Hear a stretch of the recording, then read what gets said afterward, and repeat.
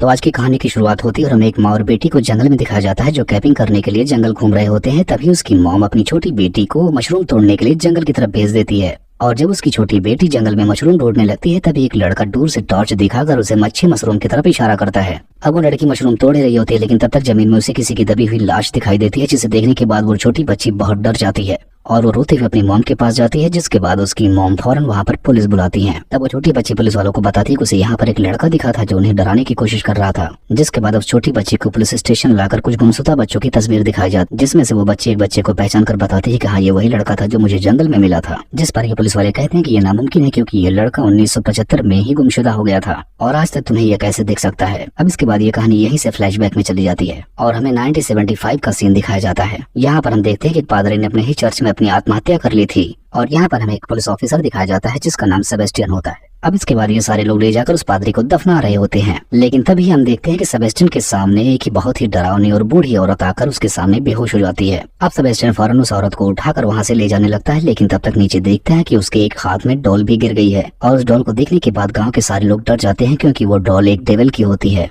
अब हम देखते हैं कि सेबेस्टियन उस लड़की को अपने पुलिस स्टेशन में लेकर आता है जहाँ पर वो उसके कपड़ों को साफ करने लगता है, लेकिन तब तक वो लड़की होश में आ जाती है। जिसके बाद वो फौरन सेबेस्टियन को पकड़ के किस करने लगती है। अब इसके बाद सेबेस्टियन एक डॉक्टर को बुलाता है, जो डॉक्टर आकर उस लड़की को चेक करता है और बताता है कि ये लड़की पूरी तरीके से पागल हो चुकी है, तुम्हें इस लड़की को पागल खाने भिजवा देना चाहिए। लेकिन सेबेस्टियन उस लड़की को पागल खाने भेजने के लिए राजी नहीं होता। जिसके बाद हमें अगले सीन में एक होटल को दिखाया जाता है जहाँ पर सारे लोग उसी लड़की की बातें कर रहे थे। यहाँ पर सारे लोग उस लड़की को बैड लक समझ रहे थे क्योंकि उन्हें लगता है कि उस लड़की के आने वजह से उस पादरी की मौत हुई है और अब आगे न जाने क्या क्या होने वाला है। अब इसके बाद हम देखते हैं सेबेस्टियन भी उसी होटल में पहुंच जाता है जहां पर वो लोग उसकी बुराई कर रहे थे, जिसकी वजह से सेबेस्टियन को लगता है कि लड़की कहीं पर सेफ नहीं है। इस वजह से वो ले जाकर उसे लॉकअप में बंद कर देता है ताकि वो वहां पर सेफ रह सके। लेकिन तब तक वहाँ पर एक पादरी आ जाता है जो उस लड़की को क्रॉस का निशान दिखाकर डराने लगता है। लेकिन यहाँ पर सेबेस्टियन उस पादरी को रोक कर कहता है कि ये लड़की कोई शैतान नहीं है, तुम इसके पीछे बेवजह पड़े हो। जिसके बाद वो पादरी को वहाँ से डांट कर भगाने लगता है क्योंकि ये पादरी ये कह रहा था कि इस लड़की को अगर जान से नहीं मारा जाएगा तो हम पर बहुत बड़ी मुसीबत आने वाली है, क्योंकि ये लड़की सरासर शैतान की भेजी हुई है। जिसके बाद हम देखते हैं सेबेस्टियन उस लड़की को अपने घर पर लेकर आ जाता है जहाँ पर वो उसकी एक अच्छी सी तस्वीर खींचता है, जिसे देखने के बाद वो लड़की बहुत खुश हो जाती है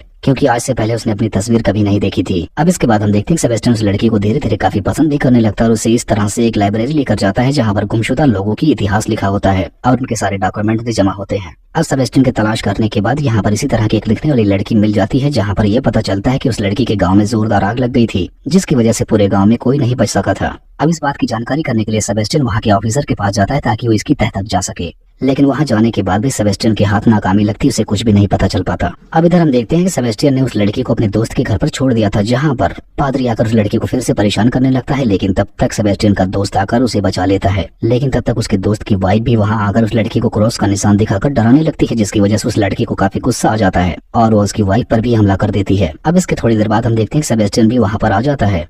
सब कुछ पता चलने के बाद सेबेस्टियन भी उस पर थोड़ा गुस्सा करता है। अब इसके बाद कहानी थोड़ा और पास्ट में जाती है जहाँ पर हमें दो दोस्तों को दिखाया जाता है जो एक पहाड़ी पर अकेले सुनसान में रहते थे। यहाँ इनके पास कोई भी अपना एंटरटेनमेंट करने का कोई भी तरीका नहीं था, जिसके बाद ये लोग अपना टाइम पास करने के लिए एक नकली डॉल बनाते हैं और उस नकली डॉल के साथ ये लोग उल्टी सीधी हरकतें भी करते हैं। तभी एक रात ये दोनों दोस्त उस डॉल को एक तख्ती पर लिटा देते हैं और कुछ तंत्र की मंत्र पढ़कर उस डॉल को जिंदा करने की कोशिश करते हैं, लेकिन इसमें नाकाम रह जाते हैं और वहीं पर सो जाते हैं। लेकिन अब जब सुबह होती है तब वो देखते हैं कि वो डॉल वहाँ से गायब है, लेकिन उसकी जगह पे एक लड़की खड़ी है, लेकिन वो लड़की किसी से बात नहीं कर रही थी। जिसके बाद इन्हें पता चल जाता है कि डेविल ने इस डॉल को जिंदा कर दिया है। जिसके बाद ये लोग बहुत खुश हो जाते हैं और सोचते हैं कि अब हम इस लड़की के साथ एंजॉय कर सकते हैं। लेकिन तभी उनमें से एक दोस्त बोलता है कि हम इस लड़की के साथ ऐसा कुछ नहीं करेंगे, जिसके बाद उसे जंगल में ले जाकर छोड़ देता है। लेकिन वो लड़की उनको छोड़कर नहीं जाती, जिसकी वजह से उसके दोस्त को गुस्सा आता है और वो वहीं पर उसके साथ रेप करने लगता है और ये लोग फिर अपने घर पर लाकर उस लड़की को पारी पारी एक दूसरे के साथ रोमांस करते हैं। जिसके बाद अब कहानी थोड़ा प्रेजेंट में आती है जहाँ पर हम देखते हैं कि पूरे गाँव वाले उस लड़की की वजह से गुस्सा होकर सेबेस्टियन को पकड़ के मारने लगते हैं, लेकिन तब तक वो लड़की सेबेस्टियन के पास से भाग निकलती है। अब अगले दिन हम देखते हैं कि सेबेस्टियन चर्च में जाता है जहाँ पर उसे एक कमरा मिलता है जहाँ पर किसी लड़की के साथ बहुत ही गलत काम हो रहा था। जहाँ पहुँचने के बाद सेबेस्टियन को सब पता चल जाता है कि पादरी ने ही उस लड़की को यहाँ पर रखा था। जिसके बाद सेबेस्टियन एक फोटो पादरी को दिखाता है और बताता है कि तुमने असल में उस लड़की के साथ इतना गलत किया था और जब उसकी एक बेटी हुई तो तुमने बचपन से उसे यहाँ पर बंद करके रखा था। अब 20 साल बेसमेंट में रहने के बाद उस लड़की को कुछ भी बोलना नहीं आता। उसकी माँ तो किसी तरह से तुम्हारे चंगुल से भाग निकली थी, इसीलिए तुमने जाकर उस पूरी बस्ती में आग लगा दी थी, जिसकी वजह से वो सारे लोग वहाँ पर मारे जाते हैं। और जब दूसरा फादर चर्च में जाकर उस लड़की को खाना देने की कोशिश कर रहा था, लेकिन तब तक उसका पैर फिसल गया होगा और वो वहीं पर गिर के मर गया होगा।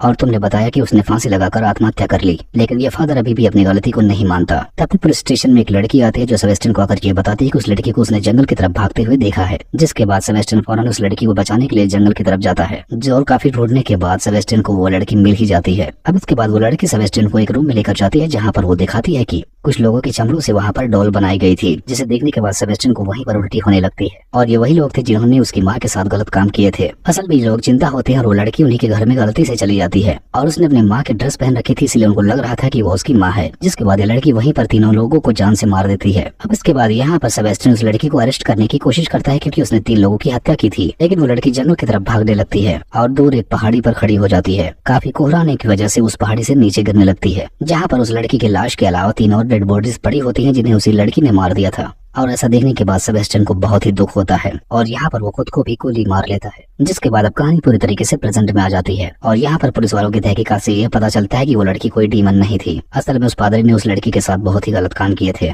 और इसी को दिखाते हुए इस कहानी का यहीं पर एंड हो जाता है।